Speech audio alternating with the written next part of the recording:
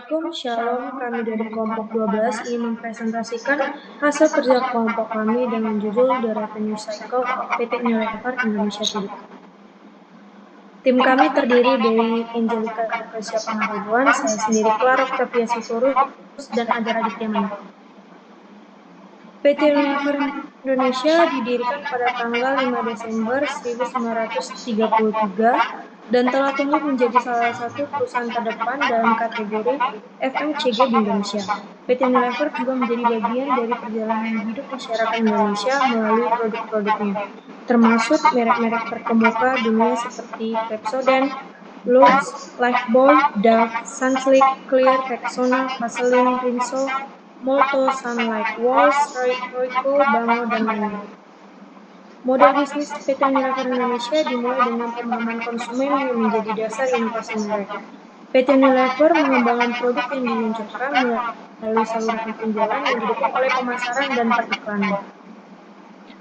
Struktur organisasi dari PT Unilever yang berhubungan dengan siklus pendapatan adalah tim penjualan. Tim penjualan bertanggung jawab untuk memasarkan dan menjual produk-produk Unilever kepada pelanggan dan konsumen. Yang kedua ada tim pemasaran. Tim pemasaran yang bertanggung jawab untuk mengembangkan strategi pemasaran yang efektif untuk produk Unilever. Yang ketiga ada tim R&D. Tim R&D di PT Unilever bertanggung jawab untuk melakukan penelitian dan pengembangan produk baru atau perbaikan produk yang ada. Kemudian ada tim keuangan. Tim keuangan memiliki peran penting dalam siklus pendapatan PT Unilever. Mereka melakukan pemantauan pendapatan, perencanaan anggaran, analisis keuangan, dan pelaporan keuangan. Kemudian ada tim operasional. Tim operasional bertanggung jawab untuk mengelola rantai pasok dan proses produksi produk Unilever. Mereka memastikan produksi dilakukan dengan efisien, mengelola persediaan, dan menjaga kualitas produk. Kemudian ada tim manajemen tingkat tinggi. Manajemen tingkat tinggi di PT Unilever, termasuk CEO dan eksekutif senior, memiliki tanggung jawab strategis dalam mengarahkan perusahaan ke arah pertumbuhan pendapatan yang berkelanjutan. Selanjutnya akan dijelaskan oleh teman saya.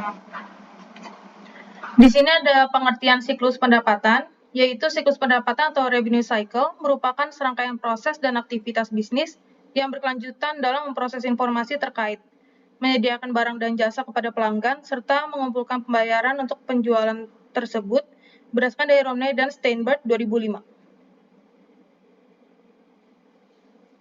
Tujuan dari siklus pendapatan itu, yang pertama ada mencatat permintaan penjualan secara tepat dan akurat, memverifikasi kelayakan kredit konsumen, mengirimkan barang atau memberikan jasa tepat waktu sesuai dengan perjanjian, melakukan penagihan kepada konsumen pada waktu yang tepat dan dengan cara yang benar, mencatat dan mengklasifikasikan penerimaan kas secara tepat dan akurat, membukukan penjualan dan penerimaan kas, yang terakhir mengamankan barang sampai dilakukannya pengiriman kepada konsumen. Ini ada siklus PT Unilever Indonesia Tbk di FD level 0. Yang pertama itu sales order entry, yang kedua ada shipping, ketiga billing, dan keempat cash collections.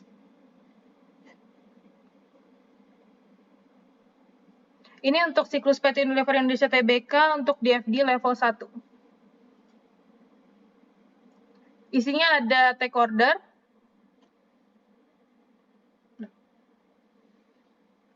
sebelumnya.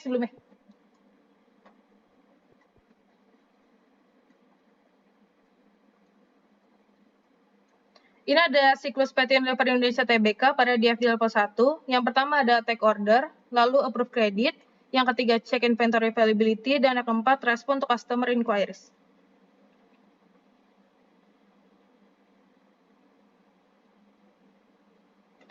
Ini ada 1.1 sales order entry.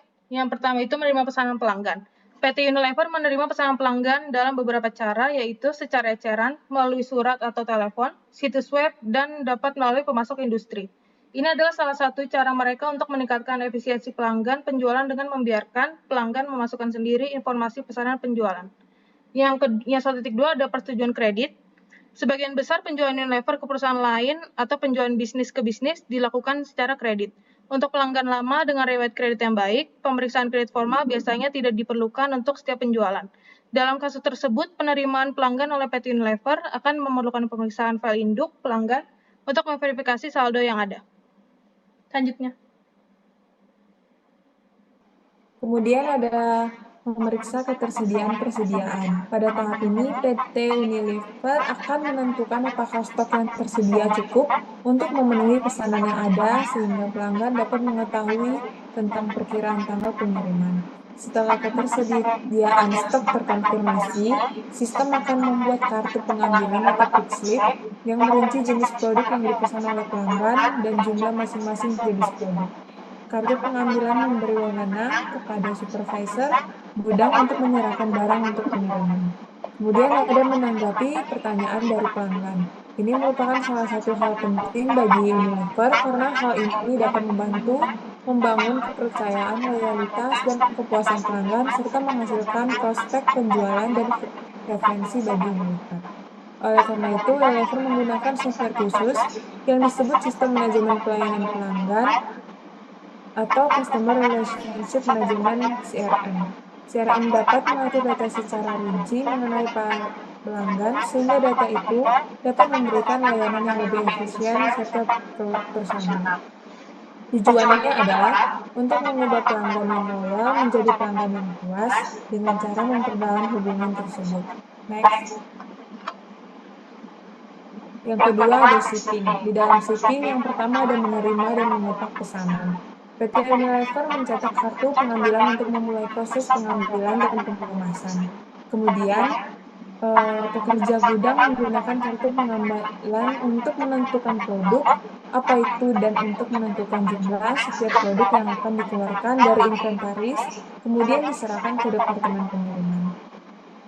Yang kedua ada mengirim pesanan. PT Unilever membandingkan jumlah persediaan fisik dengan jumlah yang tertera pada pick card dan jumlah yang tertera pada salinan pesanan yang dikirim langsung ke bagian pengiriman. Dokumen pengiriman adalah kontrak legal yang menetapkan tanggung jawab atas produk yang dikirim. Bagian pengiriman akan menyimpan salinan dokumen pengiriman untuk mengecek dan mengonfirmasikan pengiriman barang ke kurir terkait. Salinan lain dari dokumen pengiriman dan daftar pengepakan akan dikirim ke Departemen Penagihan untuk membuktikan bahwa barang telah dikirim dan faktur penjualan telah dibuat dan dikirim. Kurir juga akan menyimpan salinan dokumen pengiriman untuk file mereka. Next.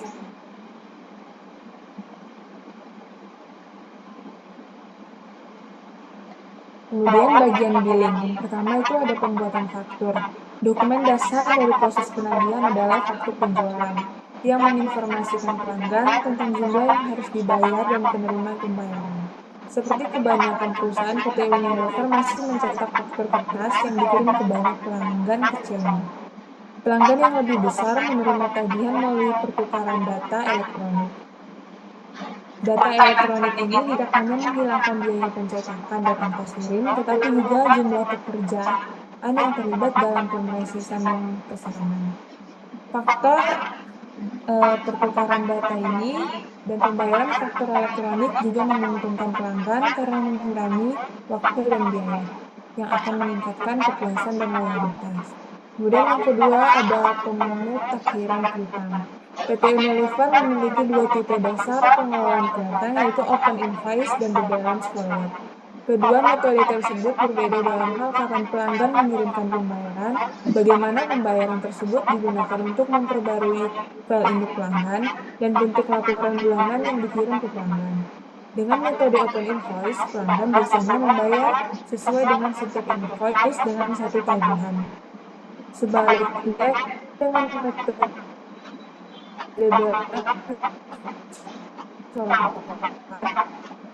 pelanggan biasanya membayar setiap bulan sesuai dengan jumlah yang tertera dan bukan berdasarkan satu tagihan. Next.